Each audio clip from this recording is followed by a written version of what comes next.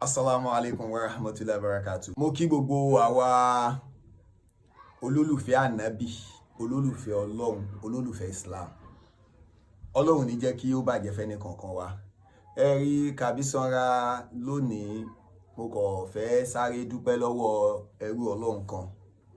Tó wá wò pé Kàbísọ́lá, àwọn ń gbádùn ẹ o, àwọn ń fẹ́ràn ẹ o, àwọn wá wò pé kí ni kí wọ́n fi compensate ẹ. Wọ́n wá dìde gbé odindi Al-Qur'ani yìí. Ìwọ náà béèrè lọ́wọ́ rẹ̀, ṣó orí irú ẹ̀rí? Òun náà dìde gbé wá. Orí bóyá tóbi tó. Sórí. Wọ́n gbé wá from the stable of America. Àbọ̀dé Mẹ́kà lílé. Tí bàbá wa Sheikh Dr. Tola Yunus Ayélára secondary mọ́ gbogbo ológun wọn ṣọ̀tá àgbà lọ́wọ́ wọn.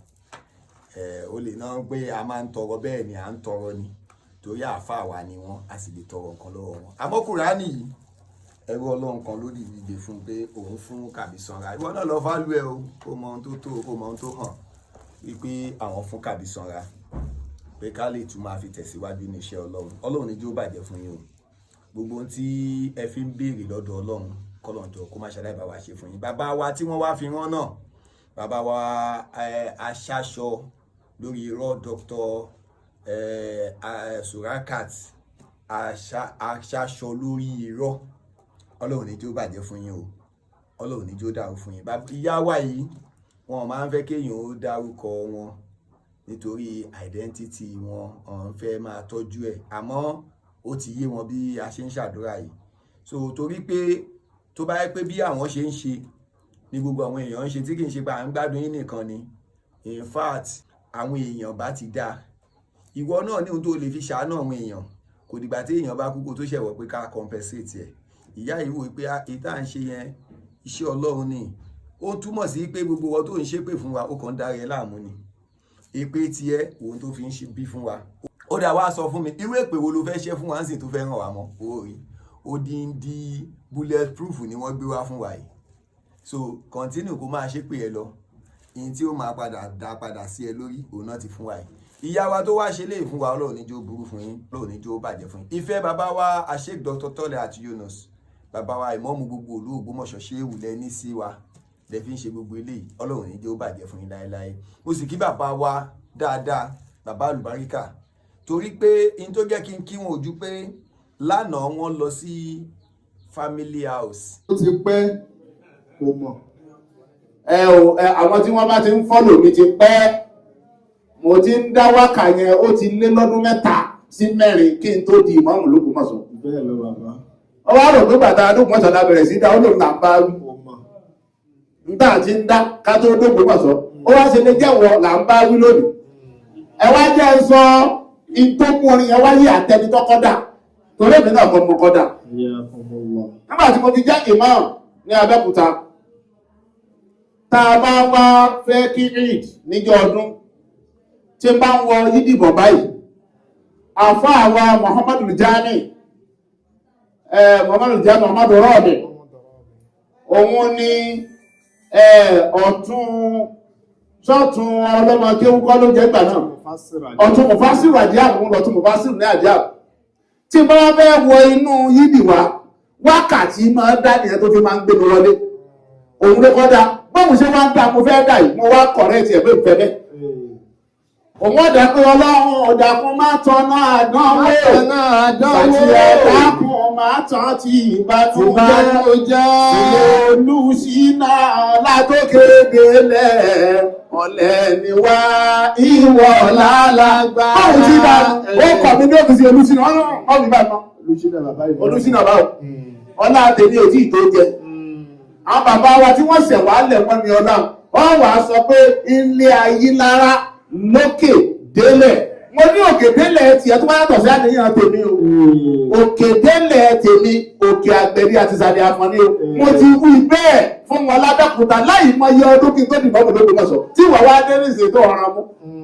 Ilé ayé lára tí wọ́n sì lọ ṣe gbogbo ẹ̀ bó tẹ̀ jẹ́ pé àwọn kan Zubairu jáde ìrírí kan Olúkòyí Lúkòyí ni wọ́n pè kì í ṣe Oníkòyí ẹ̀ẹ́dẹ̀ lọ ka history àwọn ò ní sọ fún yín lọ search kí ni ìpínlẹ̀ Oníkòyí lọ search fún.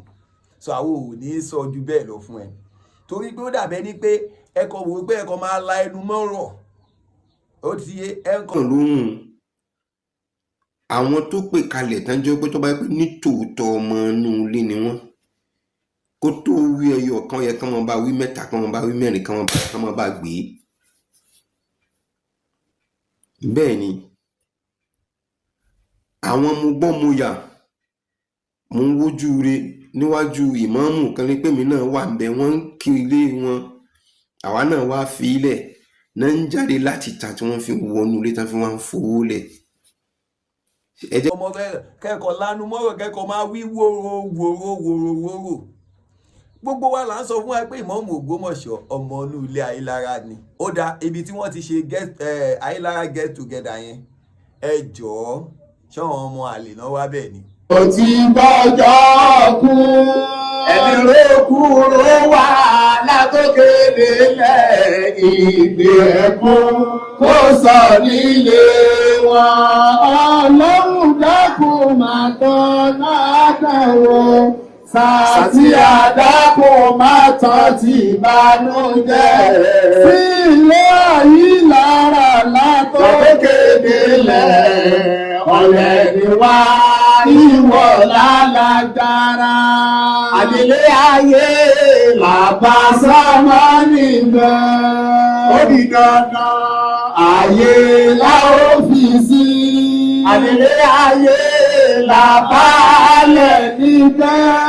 Ó di dandan a ó fi sáyé lọ. Ẹ̀mí òkúrò wà látòkèdè lẹ̀. Ó di dandan kó fi wá sáyé lọ. Ọlọ́run dákun máa tán ládánwò. Sàtì àdákun máa tán ti ìbànújẹ́. Sí ilé Ayélára látòkèdè lẹ̀. Ọ̀lẹ́ ni wá ìwọ lálágbára. Bàbá tí ìyá dá oríṣi mẹ́ta. Àwọn ọ̀tá mi táyé wọ́n ti ta. Wọ́n tún wọ́n lọ ń dẹ́bọ̀ sórí ìta mẹ́ta. Orí olùsílọ̀ bàbá ìmọ̀mù ó ti dájú ayé wọ́n ti ta.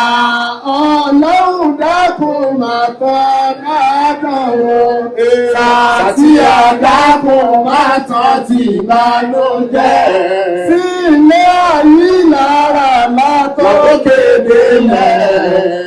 Ọ̀lẹ́ ni wá ìwọ lálágbára. Ìsákúsà lẹ́lẹ́jà ìṣẹ́jà. Ìrẹ́kúrẹ́ lẹ́lẹ́rán lẹ́rán. Ẹ̀mí ló kúrò wá látòkèdè lẹ̀. Ìsákúsà ní kọ́lọ́hún sáwọn.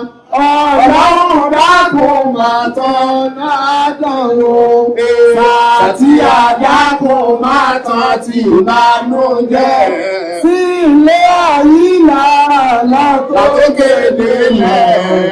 Ọ̀lẹ́ ni wá ìwọ lálágbára. Ó dá inú mọ́sálásí yẹn mọ́sálásí ibo inú ilé yẹn inú ilé ibo kí ló dé táwọn tí wọ́n wá ń sọ pé kì í ṣọmọlé kí ló dé táwọn wá síbẹ̀ kọ́ wá bá wọn dráàgì ẹ̀ ti mọ̀ yí pé irọ́ ni wọ́n ń pa. Ọlọ́run ò ní jí ó bàjẹ́ mẹ́rí kọ̀ọ̀kan wá jàre tí mọ̀ọ́mù bá ti wá bóyá wọ́n lọ sí mọ́sálásí ọkùnrin tán a máa fapá jánu kì í ṣọmọ inú ilé wa ìrọ̀lẹ́ ń pa ẹ kúrò nú àbòsí. Ọ̀rọ̀ yín sì ti yé wa àmọ́ kò sí ìtó kàn wá pẹ̀lú tiyín àwa máa ṣiṣẹ́ Ọlọ́run lọ àmọ́ níwọ̀nba àgbà tẹ́ bá dẹ̀yìn ò ní dákẹ́ àwa náà ò ní gbà fún yín bẹ́ẹ̀ bá ti ń jù àwa náà máa jù padà fún yín. So Ọlọ́run ní jí ó bàjẹ́ fẹ́ ní kọ̀ọ̀kan wa. Bàbá Sheikh Dr. Tolahat Yunus Ayélára second mọ́mù gbogbo Ògbómọ̀ṣọ́ ṣéwù Ọlọ́run ní jí ó bàjẹ́ fún yín. Ọlọ́run ní jí ó bàjẹ́ fún yín wàláì mú mọ́ lórí o àkùránì ìwọ tó bá mọ bó ṣe tóbi tó kódà ìmọ̀ọ́mù àfihàn gan ò lè karú ẹ̀ kó tí ẹ̀dán ọ̀tá tó fẹ́ fún rẹ̀ tóbi kó máa kà àlòkù àlìkíńbà náà máa ń gbé fún wọn bá ti lọ wọ àlùkíńbà kan níbì kan á wá gbélé lọ́wọ́ pé kó wá fi kíjí mọ̀ kójú máa tì àmọ́ àwa òrì tuntun ni o sí àlẹ́ lọ ní kí n ṣàlòkù o kò ti rí kì í ṣàlòkù o ṣé o rí irú ẹ̀rí sọ fún mi àwọn àfáà ẹ̀wò ló ní irú ẹ̀rí àwa nìkan ìyá wa ọlọ́run níjó burú fún yín ọlọ́run níjó bàjẹ́ fún yín mo kọ̀ wá láti wá dúpẹ́ lẹ́ni ni mo dẹ̀ mú ọ̀rọ̀ kékeré kan jáde torí pé wọ́n sọ pé mọ́mù ògùnṣọmọ ilé Ayélára la ṣe jáde kò ń ṣọmọ ilé Ayélára mọ́sálásí inú ilé Ayélára náà wà lánàá o. ojú àwọn àdánwò yẹn tó pọ̀ ọlọ́run ní ìnìjà ẹ̀lúgàlè náà sí ìmáàmà ẹ̀yìn Ayélára ẹgbẹ̀lẹ̀ mọ́mù mo fi san yín lẹ́sàn-án wàhálà tẹ̀sí. ló jáde lè mọ́mù nílé tiwa náà fi ń sọ pé ilé ìmáàmù ni wà wàhálà wakọ̀ wàhálà àwọn bàbá àtàná ni kí làwọn ilé yìí ṣe ń sìn wàhálà kí la ṣe ní ìsìn tọ́ba àlekè ọlá fi dára nírú ọlá tó dáwà yìí ṣùgbọ́n àwọn bàbá wa ni wọ́n ṣiṣẹ́ bí Ibrahim náà ṣiṣẹ́ kalẹ̀ tọ́lọ̀ wá ní ìníjà ìlúkàlẹ̀ náà sí ìmáàmà ìgbà tí anábìwá Ibrahim alayhi salatu wassalam tọ́lọ̀ wá sọ ẹ́ nílé mọ́mù ibi tí mo lọ ní ẹ máa gbọ́ anábìwá wá sọ wípé wà mí ń dúró ìyàtí ọlọ́run má jẹ́ kó jẹ́ mi nìkan ní ìjẹ́ lè máa ń wo àwọn àrọ́mọdọ́mọ mi tí wọ́n bá ń dé náà lè máa mú ní jẹ́ wọ́n máa jẹ́ jẹ́ káwọn náà máa jẹ́ imam tó jẹ́ ká máa jẹ́nu báwọn bàbá tiwa náà lẹ́ Ayélára ìjọ tí ọba àlékí ọlá gbé ọlá yìí wọnú ilé àwọn náà bẹ náà kọ́ máa pín sórí àwọn ó ní kí gbogbo àwa ọ̀rọ̀ àwa tá a já ọmọdọ́mọ wọn káwa náà máa pe kọ́kọ́ náà kọ́kárí wa bó ṣe ní ìsìn náà ẹ̀wá àbú ànábì wa Ibrahim alayhi salatu wassalam ṣáàtì àrẹ ọ̀rọ̀ àgbà àdúrà rẹ̀ gbà látara tiẹ̀ látara gbígbà àdúrà rẹ̀ ọ̀wọ́n la fi rí Ismail ànábì ló náà ìmáàmù ni a rí Ishaq ànábì ló náà ìmáàmù ni a rí Yakub ànábì ló náà ìmáàmù ni a rí Yusuf ànábì ló náà ìmáàmù ni tó fi wá ṣàn bẹ́ẹ̀ tó dórí ànábì wa Muhammad sallallahu alaihi wasallam lára àwọn àrọ́mọdọ́mọ ànábì wa Ibrahim alayhi salatu wassalam ìmáàmù gbogbo wọn ẹwà bọ̀ bá nísìn ìjọ tó sọ bẹ́ẹ̀ ọlọ́run ò sọ pé òun ò gbàdúrà yẹn o ọlọ́run ní lóòótọ́ àwọn àrọ́mọdọ́mọ rẹ wọ́n máa jẹ́ lèmọ́mù ṣùgbọ́n náà ní kọ́ọ́là láyà náà lọ àbí yọ̀ọ̀lì ibi tó burú sí nìyẹn o ẹgbẹ́ ọlọ́run wá sọ fún ànábì Ibrahim pé gbogbo àwọn àrọ́mọdọ́mọ rẹ eléyìí tí ó bá rìn lọ́nà àbòsí nínú wọn ò ní di lèmọ́mù. Allah.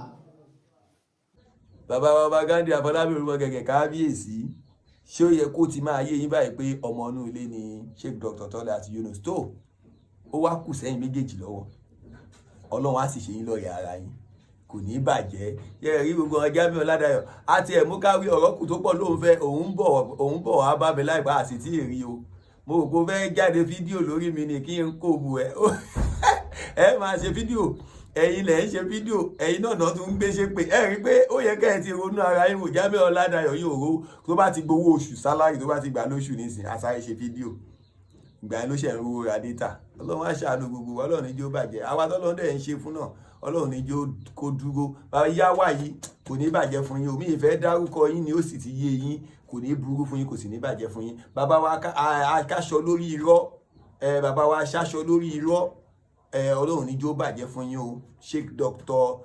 Surakat aṣáṣọ lórí irọ́ Ọlọ́run níjó burú fún yín o Ọlọ́run níjó bàjẹ́ fún yín wọ́n ti fi jíṣẹ́ mo sì fẹ́ràn ẹ̀ dáadáa